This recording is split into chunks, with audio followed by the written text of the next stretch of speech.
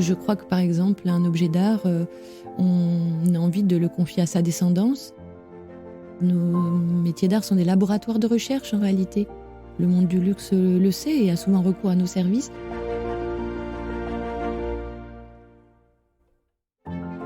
Les femmes de la joaillerie sont passionnées et cultivées, intelligentes et créatives, bosseuses et imaginatives. Elles sont brillantes. On imagine le monde des bijoux comme un secteur léger et opulent. La réalité est autre. C'est un monde qui exige l'excellence dans tous les domaines, un monde de travail acharné, des artisans d'art aux mains de fée aux groupes internationaux, à la puissance supranationale. Le monde des bijoux, c'est aussi une certaine image de la France qui s'impose depuis le XVIIe siècle.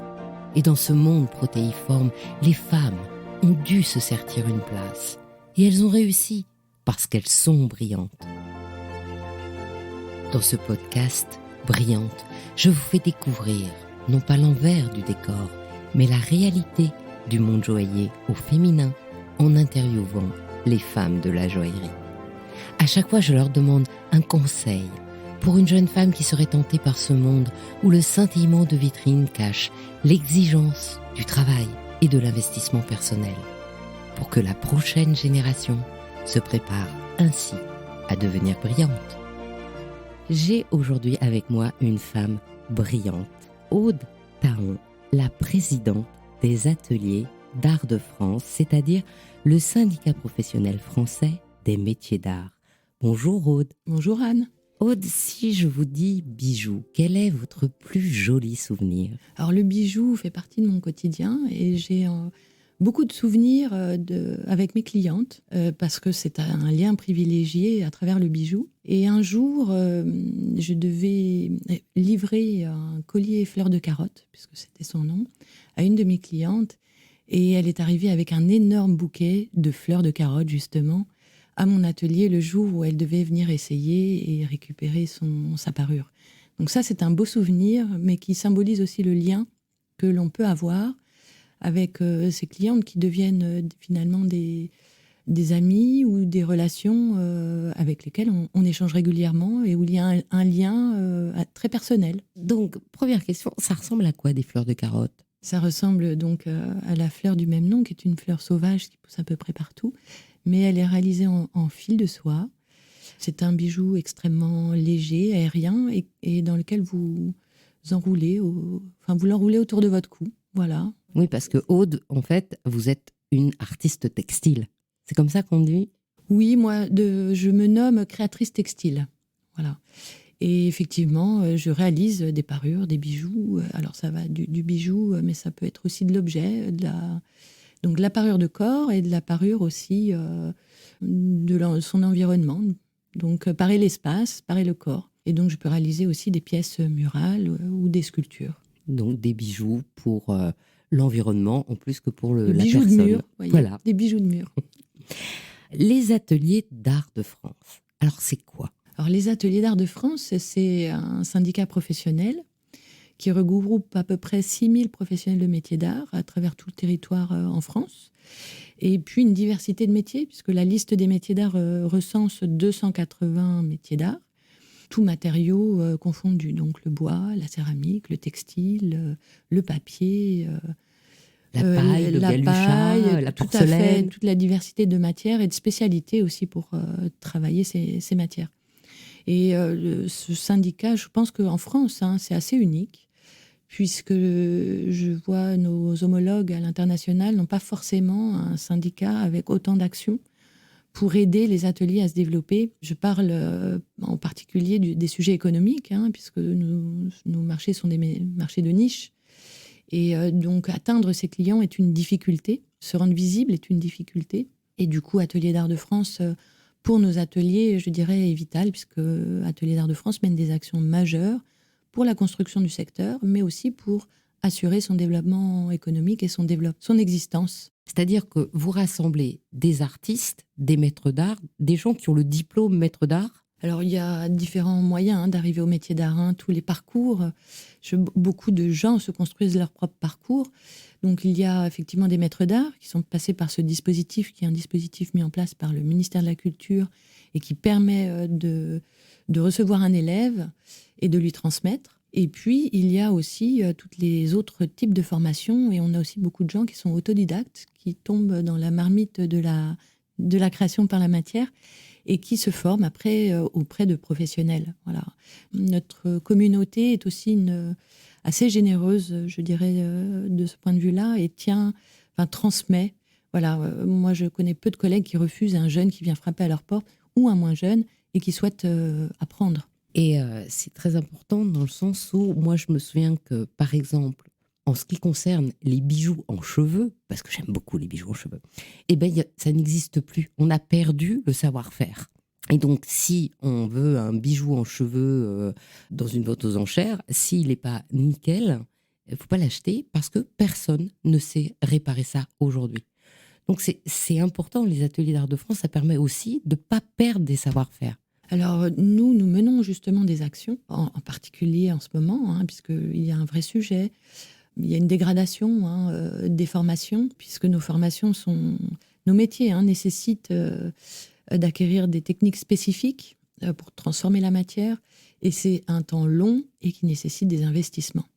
Et nous voyons des réformes aujourd'hui et qui datent de 2018 et dont aujourd'hui on subit les conséquences, qui font que les formations s'appauvrissent et ne prennent pas en compte l'identité des métiers d'art, avec cette nécessité de savoir-faire technique, d'apprentissage incontournable, et la dimension de création, puisque ces deux composantes sont nécessaires pour les métiers d'art. Nos actions, elles sont de porter ce sujet auprès des ministères, des pouvoirs publics, des acteurs institutionnels, pour veiller à ce que les formations ne disparaissent pas, ou veiller à ce que les professionnels soient aidés pour pouvoir transmettre et continuer de transmettre. Oui, donc il y a la dimension de la transmission donc aux jeunes pour qu'ils reprennent le métier, et aussi la dimension bête qui est de vivre aujourd'hui de son métier. Tout à fait, puisque ça, c'est vivre de son métier, c'est le nerf de la guerre et c'est la préoccupation quotidienne de nos ateliers. Et donc c'est pour ça que vous avez développé tout un réseau de vente pour permettre la reconnaissance de tous ces métiers, que ce soit la maîtrise, comme on l'a dit, du verre, de la paille, du galuchat, de tout un ensemble de matières. C'est comme ça que vous la définissez, la maîtrise de la matière que l'on transforme et que l'on transforme en objet d'art. Tout à fait. Et à l'origine d'Ateliers d'Art de France, et je pense dans notre ADN, nous avons toujours eu ce souci et ce besoin d'accéder à nos marchés. Nos entreprises sont des petites entreprises, beaucoup d'entreprises individuelles. C'est à plus de 85%, le secteur est composé de ces profils d'entreprises ou des manufactures ou des entreprises qui ont quelques salariés. Ce qui représente quand même, si je me souviens bien, plus de 38 000 entreprises. Alors les chiffres varient. Il y a quelques années, nous en étions à 38 000 entreprises et puis 60 000 salariés. J'ai vu des chiffres récemment et on nous annonçait 90 000 entreprises dans le secteur. Bon, à partir du moment où on n'a pas de code d'activité unifié, il est difficile de comptabiliser nos entreprises. Enfin, ça fait quand même beaucoup. Ce sont en tout cas beaucoup d'ateliers et beaucoup d'ateliers individuels. Et pourquoi ? Parce que ces petites entreprises, vous voyez, pour accéder à ces marchés de niche à échelle internationale, tout seul, c'est difficile d'être visible, c'est difficile d'avoir les moyens de porter ces démarches, les moyens de communication. Et donc, nos ateliers ont toujours eu ce réflexe et cette nécessité d'être fédérés et groupés pour apparaître, montrer les valeurs du secteur et aborder les marchés ensemble. Voilà, parce que à plusieurs, on est plus fort. Et donc, Ateliers d'Art de France a très rapidement créé un salon qui permettait à nos ateliers d'accéder à ces marchés internationaux. Et ça, c'est un salon, vous voyez, on a créé un salon en 1949, principalement et au début des céramistes, puis très rapidement, ça s'est ouvert à tous les métiers d'art. Et c'est ce qui nous a permis d'accéder à l'international, à moindre coût, à Paris, en étant fédérés et visibles et en permettant du coup d'accéder à ces acheteurs et à nos marchés. Voilà. Et nous avons gardé ça, ce besoin d'accéder à nos marchés de manière groupée. Ce qui fait qu'aujourd'hui, Alors ce salon de 1949 est devenu le salon Maison et Objets, salon leader de la décoration qui réunit tous les secteurs autour de l'art de vivre et de la décoration de la maison. Et nous sommes présents avec un secteur dédié au métier d'art à l'intérieur de ce salon. Et donc nous avons continué d'exister au sein de ces salons emblématiques. Et nos ateliers font partie des offres aujourd'hui très attractives auprès des acheteurs du monde entier. Et puis nous avons développé d'autres salons dédiés à la profession, le Salon du patrimoine et la Biennale Révélation dédiée au métier de création. Donc nous avons démarré avec ces activités salons et puis nous avons développé des lieux de vente, voilà, pour que nos objets soient sur le marché et puissent rencontrer leur public. Donc tous ces outils ont été faits pour soutenir le secteur et lui permettre de se développer. Voilà, avec le parti pris que les métiers d'art, non, ça n'était pas des métiers ringards, avec cette vision, parce qu'il y a 10 ans, c'était le cas. Aujourd'hui, le monde a radicalement changé, la crise a accentué cet effet. Aujourd'hui, nous représentons des valeurs qui correspondent à la réflexion et aux besoins d'un monde qui sort de la consommation de masse, de gens qui ont besoin aussi d'histoire et de connaître, de savoir comment c'est fait. Aujourd'hui, je crois, le public, il y a eu ce sujet-là existe pour l'alimentation. On a envie de savoir ce qu'on consomme, comment on se nourrit, de mieux vivre dans un monde aussi à échelle. On veut sortir de cet aspect de la mondialisation qui a des aspects économiques, je trouve, dramatiques. Et aujourd'hui, nos métiers d'art représentent ça avec des créateurs qui fabriquent dans leur atelier et ont une histoire à raconter et puis de la connaissance aussi à apporter au public. Voilà, donc retrouver le sens des choses, ça je crois que nos métiers, pour ça, aujourd'hui sont vraiment sous les feux de la rampe et très attractifs. Oui, parce qu'en fait, on n'a pas tous envie d'avoir un intérieur Ikea. Tout à fait, et on a envie de se distinguer. Voilà, on veut avoir un meuble qui nous ressemble, une décoration qui nous ressemble, et on veut aller rencontrer le créateur qui nous raconte comment il l'a fait, pourquoi il l'a fait comme ça, comment on en prend soin, et avoir quelque chose un peu pour soi, qu'on est le seul à avoir, puisque chaque objet qui est fait avec la main, même si on en fait 3, ils ne seront pas exactement les mêmes. Donc, ils sont tous particuliers. Ils sont tous uniques. Et effectivement, ils ont une histoire, l'histoire du créateur, et puis l'histoire aussi de celui qui acquiert la pièce, parce que c'est une rencontre entre deux personnes. Il y a à la fois le créateur qui offre quelque chose, et puis en face, il y a aussi une personne qui la reçoit et chez qui ça fait sens. Donc effectivement, c'est cette rencontre-là, les métiers d'art. En face de nous, il y a aussi des gens qui nous cherchent, qui sont en quête de nos objets. Ce sont des objets aussi qui sont voués à durer, à être transmis. Je crois que par exemple, un objet d'art, on a envie de le confier à sa descendance.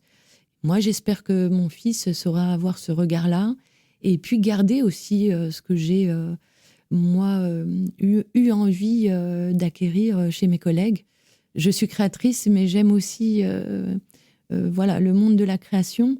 Et je crois que c'est ça qui fait sens. Ce sont des objets voués à être transmis et à durer dans le temps. Et ce sont des objets aussi du quotidien. Et le quotidien, quand il est beau, c'est mieux, quelque part. Je crois qu'on a besoin de beau. Souvent, on nous l'a reproché parce qu'on nous a dit le beau, c'est pas de l'art. Vous voyez, ce débat. Mais qu'est-ce que l'art et qu'est-ce que le beau ? Je crois que le beau, on a besoin de vivre avec ça. Et ça peut... Enfin, le sens de l'esthétisme, c'est aussi quelque chose qui n'est pas décrété. C'est aussi une vision personnelle. On a besoin, je crois, surtout après ce qu'on vient de vivre, une certaine sécheresse culturelle et une certaine sécheresse du monde actuel. On a besoin de cette nourriture-là. Je crois que le beau en fait partie. Le beau, ça n'enlève en rien l'idée, et ni l'histoire, ni la démarche. Je crois que ça en fait partie. Oui, d'autant qu'on s'est retrouvé un peu enfermé chez soi pendant longtemps. On a eu le temps de revoir son intérieur, on a eu envie d'autres objets. Et donc, c'est pour ça aussi, je crois, que vous avez, en plus du concept store, la marketplace qui s'appelle Empreinte. Tout à fait. Alors, la marketplace, c'est une démarche que nous avons menée il y a à peu près 6 ans. Donc, le projet était dans les tablettes et Pour nos ateliers, nous avons bien perçu que le digital, l'Internet, au-delà d'un lieu physique de vente et d'une boutique, était décisif. Donc, nous étions un peu précurseurs et nous avons pris le temps de monter ce projet. Et pendant la période, effectivement, de confinement et les 2 dernières années que nous venons vivre, la plateforme a été un outil incontournable. Et aujourd'hui, c'est un outil décisif pour accéder au marché à échelle internationale. En faisant le pari que nos métiers, même s'ils sont... On a besoin de toucher, on a besoin de comprendre la matière, on a besoin de regarder dans le détail. Néanmoins, ça ne pose aucun frein du point de vue du public, qui, s'il connaît déjà un peu les métiers d'art ou a cette appétence, n'aura aucun frein à acheter sur la plateforme Empreinte, puisque nous garantissons aussi que les créateurs qui vendent leurs pièces via une boutique individuelle sont bien des créateurs fabricants dans leurs ateliers avec la connaissance des métiers d'art et la qualité qui va avec. Donc il y a une traçabilité, comme on dit aujourd'hui, qui est garantie. C'est ça? Tout à fait. Dans tous ces créateurs, est-ce qu'on peut distinguer je vais dire n'importe quoi, peut-être un goût français? Alors je crois que le goût français, ce sont les internationaux qui le perçoivent plus que nous. Et ça m'est déjà arrivé d'ailleurs quand je me suis retrouvée au Japon. J'avais 10 jours avec des rencontres d'entreprises et puis je donnais des cours de nœuds à des Japonais. Et ce sont les Japonais qui m'ont dit ça. Oui, ils ont vu mes textiles. Ça leur rappelait... ils m'ont dit oui, ce sont des nœuds, parce qu'eux aussi font des nœuds, mais c'est de la création française. Vous voyez. Et or, moi, j'étais bien incapable de dire ce qu'était la création française. Ce sont plutôt les regards extérieurs qui le déterminent. Je pense qu'il y a un esprit créatif, ou peut-être, vous voyez, au Japon, ils auraient tendance à dire que nous, les Français, on est pressés d'être créatifs. C'est prolifique. Vous voyez, notre monde est prolifique. On propose beaucoup de choses. Et eux, ils ont tendance à indiquer qu'on met plus. Ils vont être exigeants. Il va falloir 10 ans, vous voyez, pour bien maîtriser le métier. Et après, on peut se lancer. Et nous, en France, on démarre très vite et puis on apprend en faisant. Mais du coup, je pense qu'à travers nos créations, il y a quelque chose comme ça de très instinctif, joyeux. Puis il y a un esprit. Je pense que ça leur rappelait la dentelle. Je pense que, ils aiment aussi beaucoup la France. Nos 2 pays sont des pays qui ont un patrimoine. Nous le défendons. Et ce patrimoine, on veut le transmettre. Et ça véhicule aussi une certaine image du pays. Donc voilà, je pense que oui, il y a un esprit français, une French touch, je dirais, comme ils disent. Mais elle nous est renvoyée. On arrive à la comprendre que parce qu'il nous est renvoyé, je pense. Dans cette transmission, les ateliers d'art de France font aussi du coup des éditions des magazines. Tout à fait, nous avons monté une maison d'édition pour porter la voix des professionnels de métiers d'art, montrer les sujets actuels, les problématiques du secteur, puis aussi montrer la diversité de ce monde de création, diversité des techniques, des territoires, et aller à la rencontre des professionnels. Donc là, on a deux magazines, un qui est dédié au métier d'art de manière plus transversale et un qui est dédié à la céramique et au verre. Et puis un nombre d'ouvrages, monographies, ouvrages techniques liés au métier d'art. Oui, j'ai été très surprise en regardant ces ouvrages. Je m'attendais à, comme en joaillerie, trouver beaucoup de coffee table books et en fait pas du tout. Il y a des essais Tout à sur fait. la création. Il y a des ouvrages techniques sur telle ou telle technique, d'accord. Mais il y a beaucoup d'ouvrages de réflexion et de pensée autour de la matière et de la création. Tout à fait. Alors ça c'est issu du soutien de notre fondation. Nous avons monté aussi une fondation, donc beaucoup de projets. Et cette fondation avait vocation à lancer 3 prix, dont un était le prix de la pensée, puisque au moment où nous avons créé cette fondation, nous avions senti le besoin de générer une réflexion qui n'existait pas sur les métiers d'art. Et donc, soit des ouvrages sociologiques, soit de rentrer dans les coulisses des métiers d'art. Et du coup, nous avons publié plusieurs ouvrages, et le dernier étant un essai de Aurélien Fouillet, qui est sociologue, anthropologue, et qui raconte la vie des métiers d'art, une écosophie pratique des métiers d'art, donc qui pose un autre regard sur les objets produits et créés par les artisans d'art. Donc le lien aussi entre le geste et puis ce que représentent les métiers d'art aujourd'hui comme approche. Quelle est la place des métiers d'art dans la société aujourd'hui? Est-ce que ça redispose au niveau de notre société? De quoi sommes-nous les détenteurs aujourd'hui et porteurs pour la société de demain? Donc ça, cette approche, voilà, c'est important d'avoir ces regards croisés avec d'autres professions, des experts avec lesquels nous pouvons aussi partager une vision, que ce soit le monde scientifique, le monde des sociologues et de la réflexion, de la philosophie. Je crois que ça vient nourrir chacun. Voilà. Et donc ces échanges sont très utiles. Et là, la maison d'édition, eh bien, nous avons la chance d'avoir cette maison d'édition pour divulguer aussi cette pensée et puis faire découvrir voilà, ce que sont nos métiers. Et dans cette divulgation, évidemment, il y a une action vers les jeunes, ou au moins les jeunes talents, qui est d'ailleurs soutenue par la Fondation. Tout à fait. Alors, nous soutenons la jeune création à travers un prix, un concours. Nous avions également un prix l'œuvre et un prix le créateur, qui était là porté par notre fondation et permettait soit d'organiser pour un créateur l'exposition de ses rêves dans le lieu de son choix, soit d'organiser une exposition individuelle avec une sorte de rétrospective montrant les œuvres de l'artiste lauréat du prix. Voilà. Donc nous apportons un soutien, mais aussi c'est un moyen d'émulation et de dynamiser aussi notre secteur et un moyen de le faire connaître et d'intéresser aussi d'autres acteurs pour le défendre et en montrer tous les atouts de création. Parce que vraiment le sujet, tout à l'heure je le disais, c'était de sortir nos métiers d'art de la poussière. Et ça, je crois qu'aujourd'hui, nous avons mené en fait un ensemble d'actions qui permettaient de montrer que les métiers d'art étaient de leur temps, que nous étions de ce monde, que nous étions innovants, dynamiques. Et quand on est une petite entreprise, on y est obligé. Enfin, voilà, il faut être souple, rebondir, toujours trouver ses clients, toujours renouveler sa création. C'est notre valeur ajoutée et c'est par la création que l'on continue d'exister au travers des années, tout au long d'une carrière. Voilà, c'est ce qui vous porte.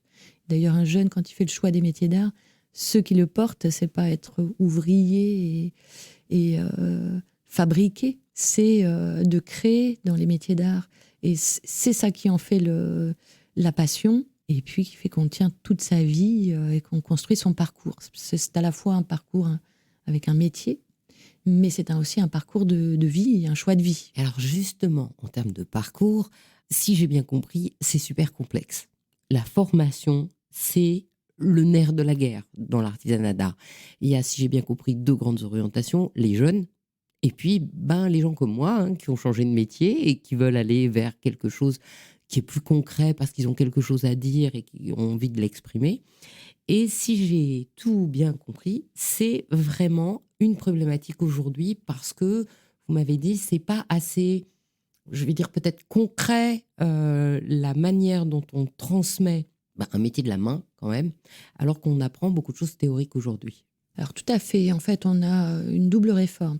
Du côté du DNMAD, le diplôme national des métiers d'art et du design, qui, avec cette réforme, a réuni design et métiers d'art. Ça, c'est du côté de la formation initiale, avec des jeunes qui peuvent s'engager normalement, théoriquement, dans les métiers d'art. De l'autre côté, vous avez la formation professionnelle, avec des centres de formation qui permettent d'acquérir les connaissances techniques par cette voie-là, avec des profils de gens en reconversion. Et nous en avons de plus en plus. Ça fait plusieurs années, mais là, ça s'est accentué ces dernières années.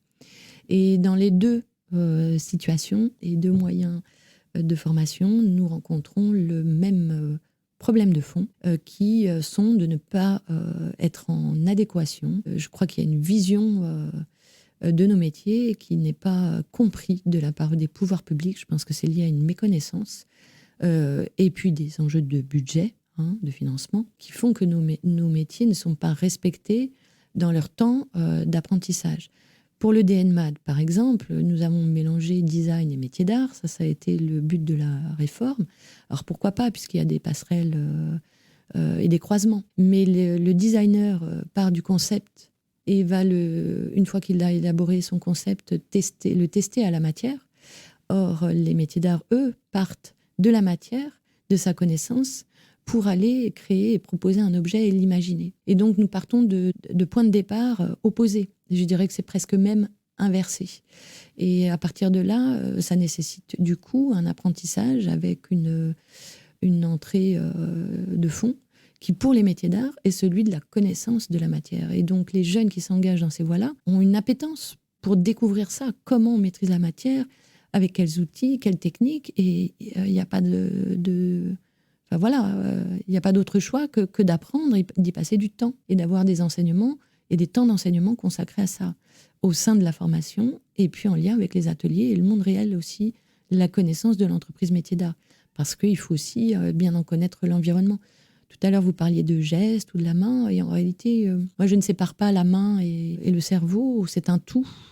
Et on aborde la matière avec son cerveau et sa main. Et l'un est en dialogue en aller-retour permanent entre les deux.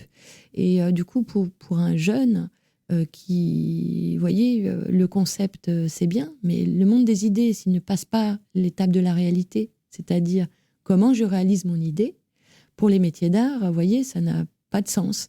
Et les bonnes idées sont celles qui passent le terrain de la réalité. Et nos métiers d'art sont profondément inscrits dans cette réalité. La matière, il faut l'écouter, il faut la connaître, parce que c'est elle qui dicte la loi. Je veux dire, vous ne pouvez pas faire n'importe quoi, ça ne se décrète pas, ça s'apprend. Il faut être à l'écoute de sa matière. Et il faut apprendre comment la dompter, comment contourner les écueils. On apprend aussi beaucoup dans l'échec, dans nos ateliers. C'est-à-dire les erreurs sont profitables. On rebondit, c'est par l'expérimentation, beaucoup. Et les jeunes qui viennent dans ces formations, ils ont envie de ça. Vous voyez, donc quand on les enferme dans le concept, ils en sont frustrés. Pour ceux, enfin, je ne dis pas qu'il faut... on peut être designer et faire ce chemin-là. Mais si on veut travailler dans les métiers d'art, et le diplôme avait cette vocation, y compris à mener les métiers d'art à un niveau de recherche avec un diplôme de niveau 3 qui mène après à des passerelles pour aborder la recherche. Et les métiers d'art méritent aussi d'avoir ce niveau de recherche. Or là, ça n'a pas été pensé du tout. Il aurait fallu se poser quelle est la recherche dans les métiers d'art, l'innovation dans les métiers d'art. Et pour ça, il faut pouvoir aussi dialoguer avec le monde professionnel. Et ça, je crois qu'aujourd'hui, c'est un défaut de notre temps, c'est qu'il faut pouvoir échanger avec les gens qui pratiquent au quotidien et qui ont des choses à dire de leur métier et qui ont aussi la connaissance des besoins. Nous n'avons pas les compétences pour mener une réforme, mais nous avons les compétences pour dire qu'est-ce qui permettra au métier d'art de perdurer, d'être innovant et d'être une force pour le pays. Parce que si on regarde le concept et si on regarde la recherche, par exemple, si je donne un exemple de n'importe quoi, j'ai dans mon petite armoire à moi au moins un t-shirt qui empêche les UV d'aller sur moi, ou un t-shirt qui élimine la sueur, ou un t-shirt qui est... voilà. Et par contre, s'il s'agit d'en faire un objet d'art avec le textile, boum, d'un seul coup, il n'y a plus rien. Alors qu'il devrait avoir la même qualification de recherche, la même possibilité de recherche et de travail de la matière pour en faire une œuvre d'art que pour m'en faire un t-shirt pour aller courir. Il n'y a pas de raison. Tout à fait. Et en réalité, il y a de l'innovation au quotidien dans nos ateliers, qu'elle soit attachée au renouvellement de la matière et la manière de la travailler. Le renouvellement aussi esthétique, puisqu'il y a des courants. Et nous sommes aussi lanceurs de tendances. Souvent, nous sommes précurseurs et en amont, et très observés aussi par les plus grosses entreprises. Nos métiers d'art sont des laboratoires de recherche, en réalité. Le monde du luxe le sait et a souvent recours à nos services, pas uniquement pour fabriquer, puisque ça, ils auraient les moyens de faire à échelle internationale et de sous-traiter. C'est mondialisé aujourd'hui, la fabrication. Mais aussi parce que nous sommes capables d'être laboratoire de recherche. Et donc l'innovation dans les métiers d'art, elle peut être sur l'esthétisme, sur la matière elle-même, avec des matériaux nouveaux, des composants nouveaux, mais elle peut être également celle du monde de l'outillage qui permet de travailler la matière. Parce qu'il n'y a pas que l'imprimante 3D, je veux dire aujourd'hui, qui renouvelle le monde de la fabrication. Il y a aussi des outils que les professionnels se sont fabriqués eux-mêmes pour pouvoir aboutir à l'effet souhaité. Donc moi, j'ai énormément de collègues. Là, je pensais à Alain Maillan, qui est tourneur sur bois et qui a élaboré ses propres outils ingénieux pour pouvoir travailler les formes qu'il souhaitait et avec cette finesse et la dentelle qu'il arrive à créer. Et je crois que beaucoup de nos ateliers sont capables de créer des outils, de transposer aussi les outils d'un autre métier à une autre matière. Je crois que ça, on est très ingénieux, très prolifique de ce côté-là. Et on réinvente énormément dans nos ateliers. Voilà, nous sommes force de proposition. Dès qu'un client vient vous voir, il vous pose aussi des problématiques et nous ne sommes que solutions. C'est la force de nos ateliers d'être apporteurs de solutions, y compris dans un travail de commande avec le monde du luxe. D'où la réflexion aujourd'hui sur le statut. C'est-à-dire, est-ce qu'on a affaire à un artisan ? Est-ce qu'on a affaire à un artisan d'art ? Est-ce qu'on a affaire à un artiste ? Comment et pourquoi on les segmente et comment on les protège ? Alors, il y a eu des mouvements dans notre communauté qui remontent à loin, parce que ici, à Atelier d'Art, on a des archives. Moi, je suis retombée sur les textes de nos assises et du coup, des générations avant moi qui ont mené ces combats. Et finalement, ce sont les mêmes combats qu'aujourd'hui, avec d'autres mots, mais finalement, nous portons les mêmes besoins et les mêmes combats.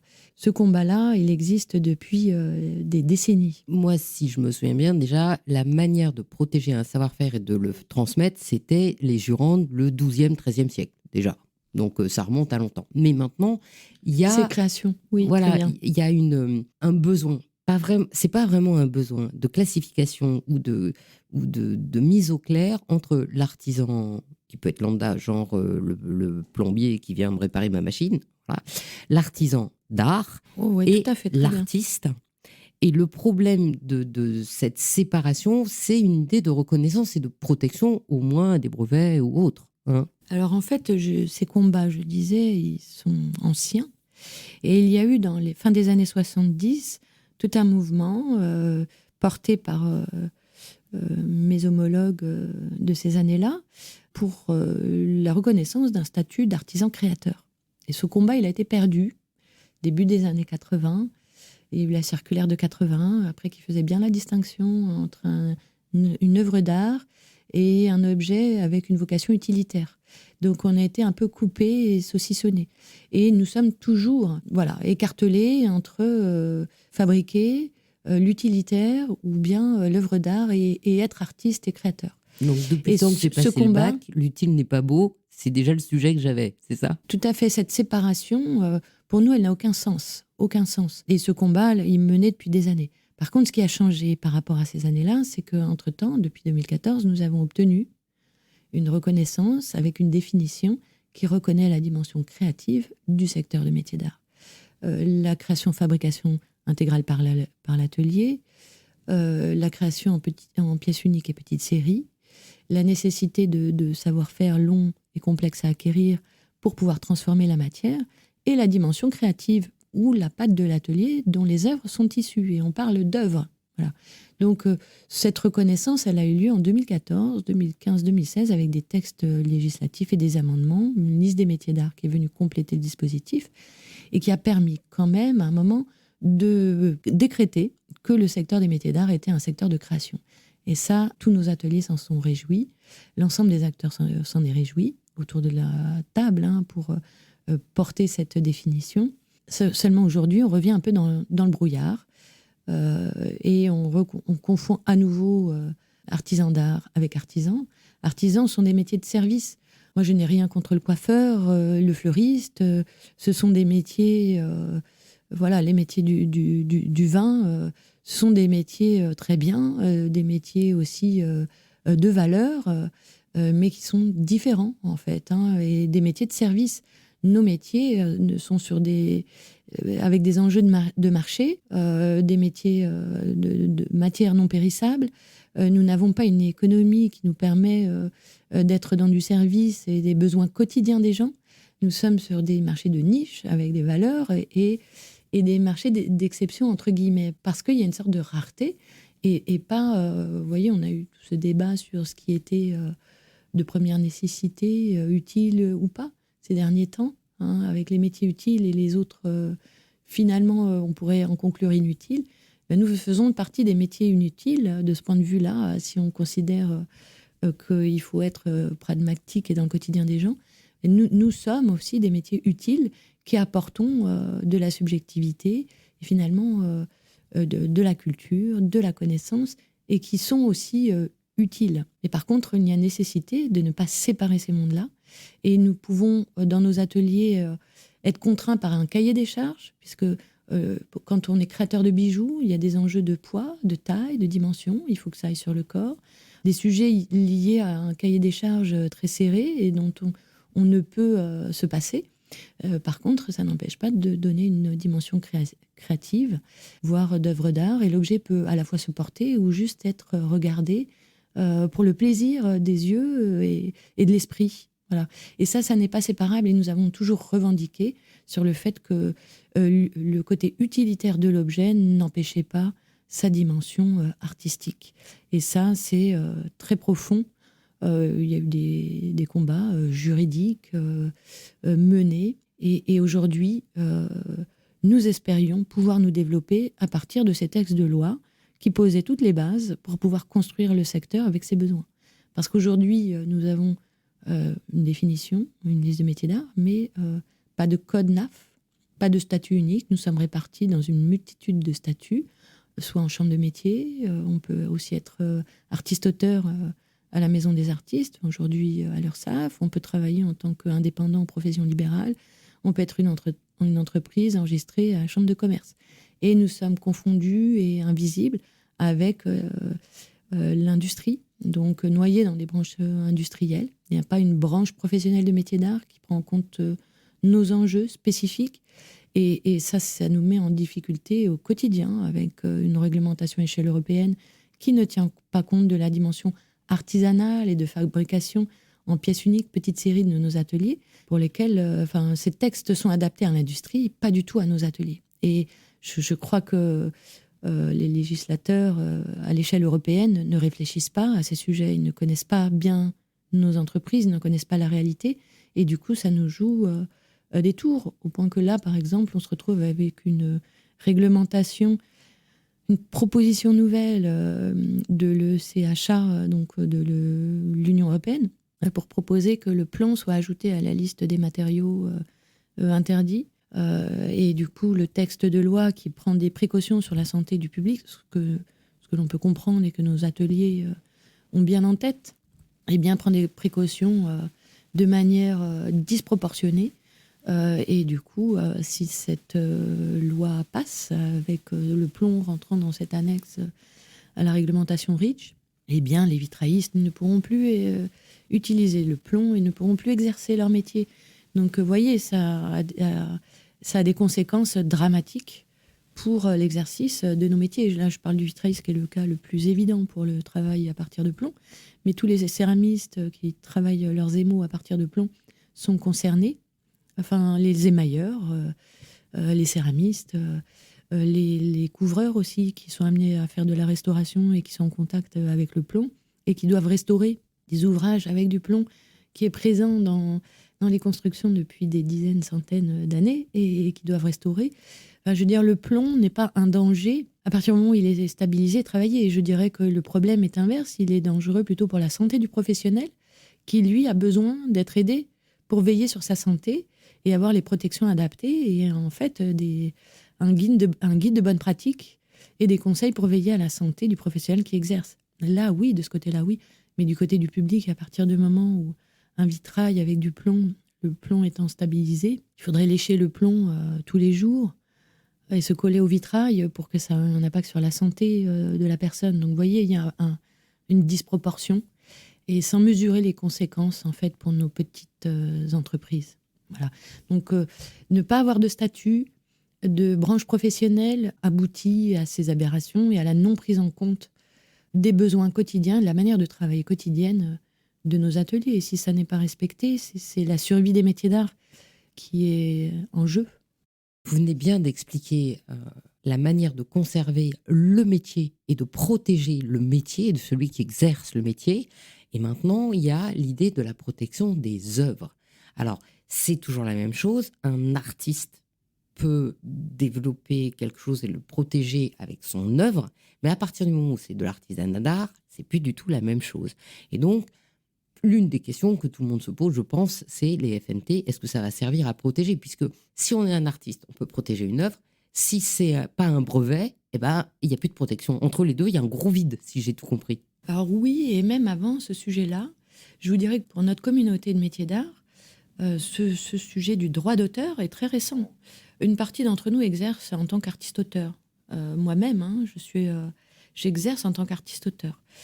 Donc, je peux revendiquer ce droit d'auteur, voilà, l'œuvre d'art, la TVA 5.5 et l'économie liée au fait d'être créateur et de proposer des œuvres d'art. Et pour une autre partie de mes collègues qui exercent en tant qu'artisans d'art, ils n'ont pas ces droits-là. Et donc, on a toujours bataillé, nous, pour que le droit d'auteur puisse bénéficier. La TVA 5.5 déjà appliquée, sinon certains appliquent une TVA à 20 et ne peuvent pas appliquer une TVA 5.5 pour les mêmes activités et les mêmes œuvres, hein, je veux dire. Donc ça, c'est une aberration du fait de ce compartimentage de nos ateliers. Nous devons rentrer dans des cases et des compartiments sans avoir une case dédiée. Voilà. Et le droit d'auteur est un sujet récent que nos entreprises découvrent depuis très peu de temps. Avoir recours et s'inscrire dans une société pour récolter des revenus via le droit d'auteur, c'est très, très récent. Nous avons découvert ces sujets-là, voilà, il y a une dizaine d'années. Aujourd'hui, avant même ce sujet du dépôt, de protéger ses créations, faire valoir le droit d'auteur est récent. Ensuite, sur le sujet de la protection, effectivement, ces nouveaux moyens sont peut-être une opportunité de protéger ces créations et de générer du dépôt ou de la protection à partir du moment où elles existent et elles sont visibles. Et de toute façon, nous y sommes confrontés. Je crois que tous les métiers de la création y sont confrontés à ces nouveaux supports, ces nouveaux moyens de diffuser les œuvres d'art. Mais je pense que du côté de nos ateliers, il y a ce sujet. Est-ce que, comme nous sommes dans la matière, le vivant, le toucher, est-ce que c'est fait pour nous, voyez, le virtuel? Est-ce que le virtuel est fait pour nous?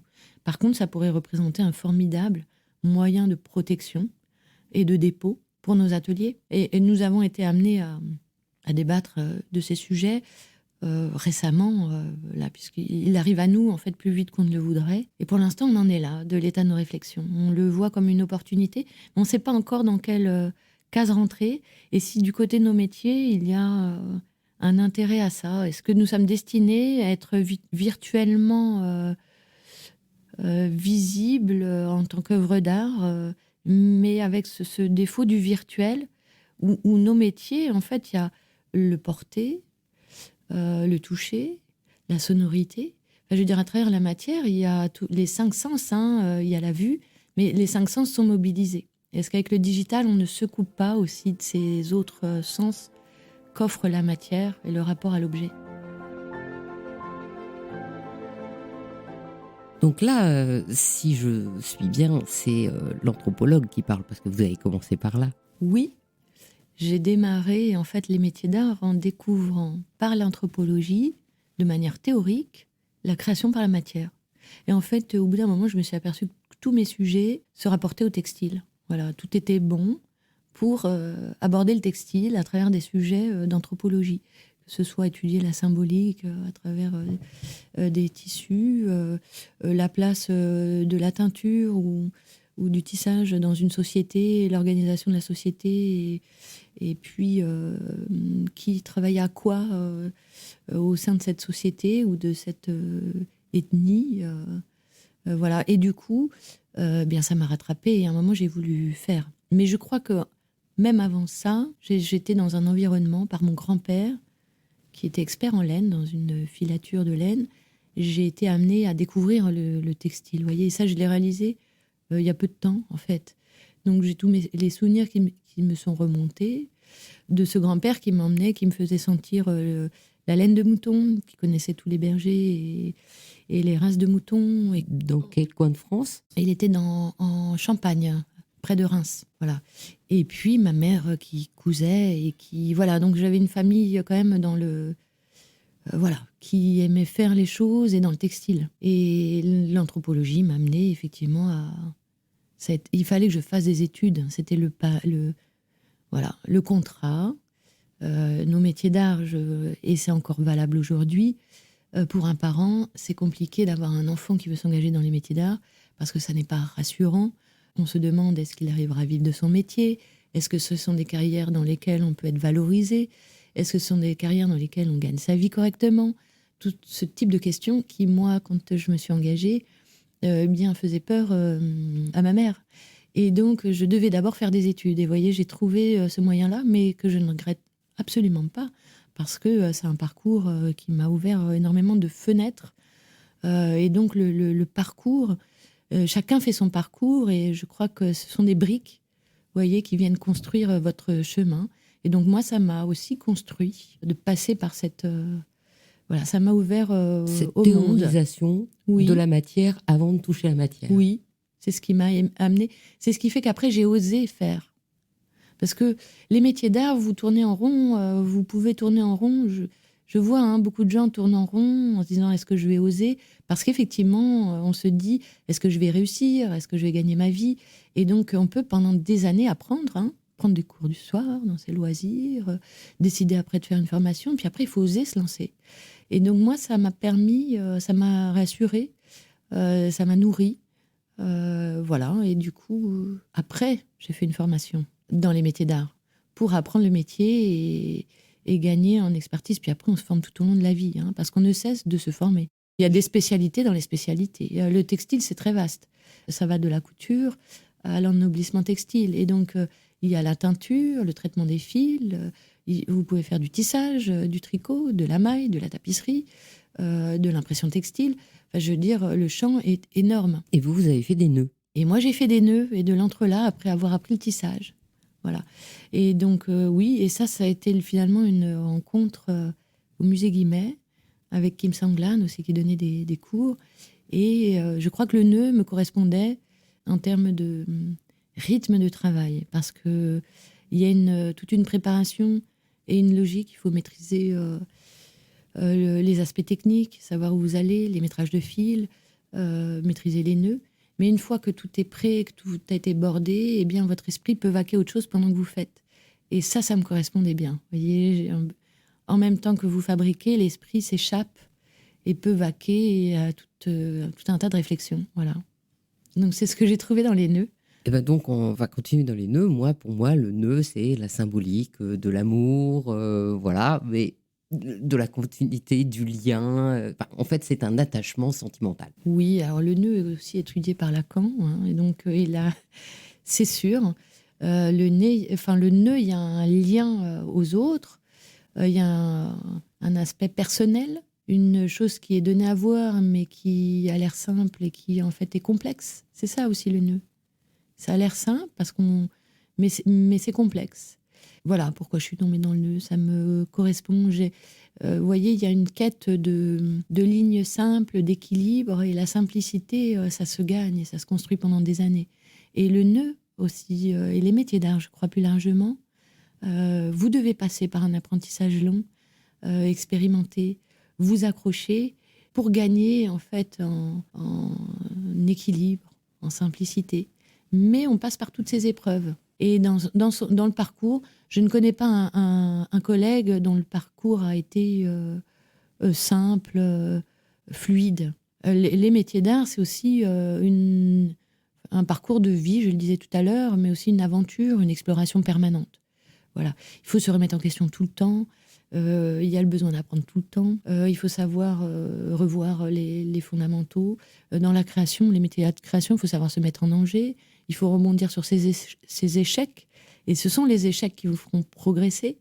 Voilà, c'est le fil des métiers d'art. Oui, et les métiers d'art, de ce que moi je connais, puisque je connais beaucoup moins de choses que vous, bien sûr, dans les métiers d'art, il y a tout un ensemble de choses qui se déclinent en bijoux, comme par exemple les œuvres textiles aussi de Isabelle Léourier, qui fait des magnifiques colliers qui traînent jusque par terre, et qui recréent des coquillages et des cocons. Il y a la marqueterie de paille de Lucie Richard.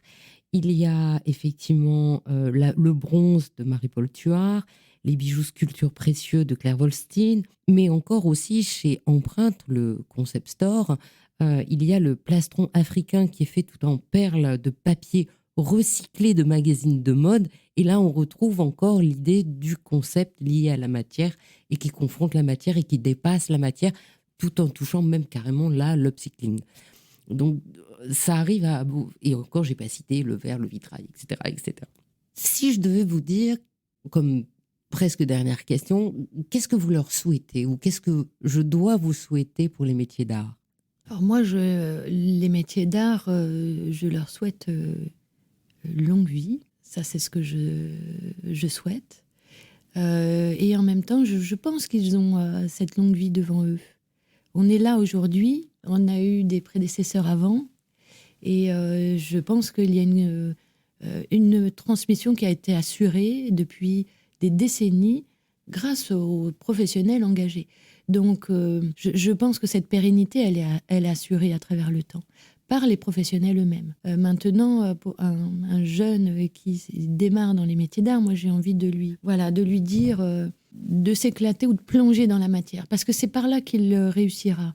Et il sera toujours bien accueilli par une communauté qui veille sur elle-même. Et donc on est capable de donner des conseils, on est capable d'accueillir un jeune, parce qu'il y a cette volonté au sein de notre communauté de transmission et d'accueillir... Si on a un concours dédié à la jeune création, ce concours existe depuis 60 ans, c'est parce qu'on a toujours souhaité accueillir des jeunes qui arrivent et leur faire une place. Et pour leur faire une place et leur garantir une longue vie, comme à tous, eh bien, il faut pouvoir leur donner ses conseils, leur faire gagner du temps aussi, vous voyez. Le temps que chacun parfois a perdu sur tel ou tel sujet pour avancer, trouver ses clients. Et bien, aujourd'hui, les professionnels se donnent les conseils entre eux. Atelier d'Art de France aide à ça. Et aujourd'hui, je crois que grâce à ce vivier d'ateliers, ces jeunes ont une place. Et eux, il faut qu'eux, de leur côté, s'accrochent, soient curieux et osent frapper à la porte de nos ateliers. Voilà. Alors, ils doivent rassurer leurs parents, c'est la première chose.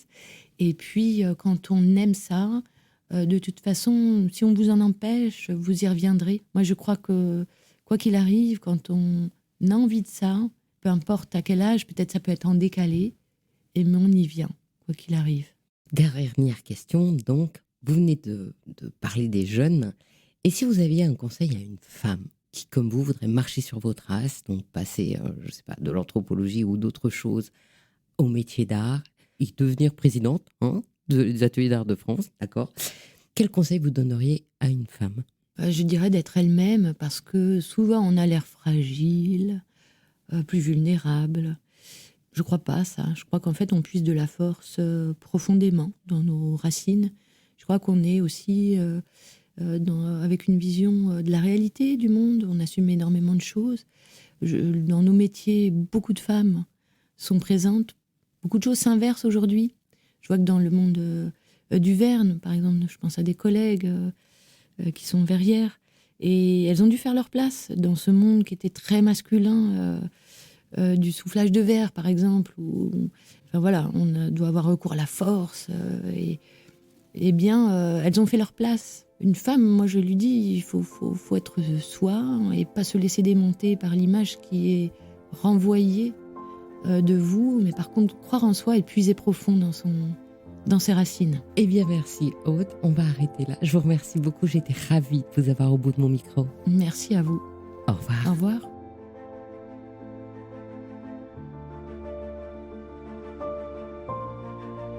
Merci d'avoir écouté Brillante. Je vous invite à me faire part de vos commentaires, de vos réactions, de vos envies ou de vos questions pour Aude Taon sur les réseaux sociaux d'Il était une fois le bijou. Je suis Anne Desmarais de Jotan et je donne une voix aux bijoux chaque dimanche.